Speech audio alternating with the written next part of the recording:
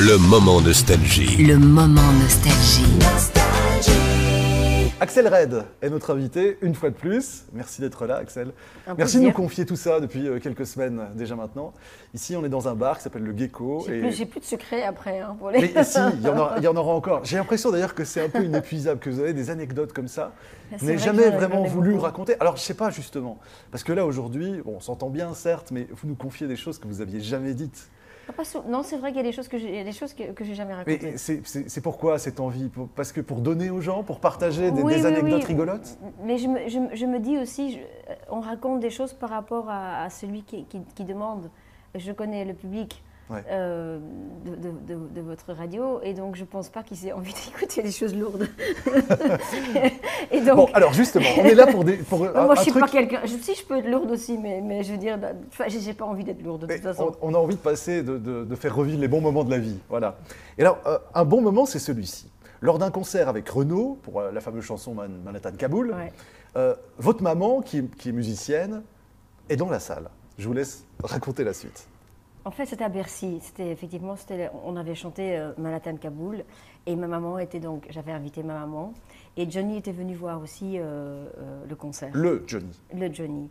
Moi, j'avais déjà vu Johnny quelques fois avant parce que j'ai chanté aussi sa chanson aussi avec les musiciens de Memphis, Knock on Wood, avec le mélange de sa traduction bois, dur comme du bois. Je ne sais plus comment. Il y a trop longtemps. Mais bon, soit, moi je l'avais déjà rencontré et il est très sympa. Et ma maman, elle aimait bien sûr, elle aime beaucoup Renaud, mais elle avait déjà vu Renaud. Mais Johnny, c'était... Son idole. Mais oui, c'était son idole de jeunesse et tout ça. Et donc je lui présente Johnny. Et on parle et tout ça, et lui il est très sympa, Laetitia était là. Et moi, je devais aller ailleurs parce que quelqu'un m'appelle et tout ça. Et ma maman, elle reste parler avec Johnny comme ça, comme des potes. Et à un moment donné, ma mère, après m'a raconté ça, j'étais mort de rire.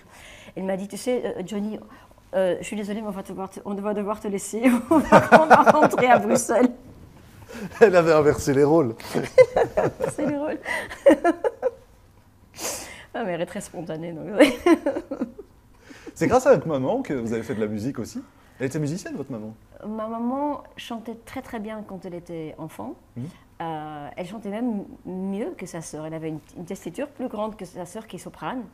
Mais, et après, elle est devenue... Elle faisait les cassettes ou les grands tapes. Ouais. Les bobines, oui, pour les discothèques. D'accord. Donc elle avait une grande collection de musique et donc elle est mélomane, mon grand-père était mélomane, mais c'était sa sœur quand même qui est devenue soprane et qui donnait cours au conservatoire et tout ça.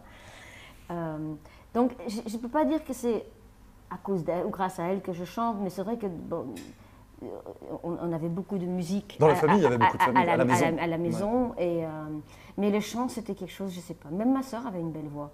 Elle a oublié ça, mais à l'école, en fait, on chante et puis on se rend compte que ça sonne.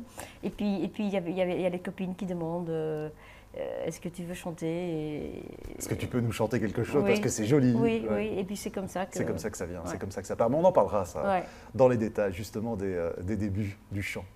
Merci Axel, en tout cas, d'être avec nous. Merci à vous. On se retrouvera dès la semaine prochaine, à nouveau ici, avec Axel Red. Nostalgie.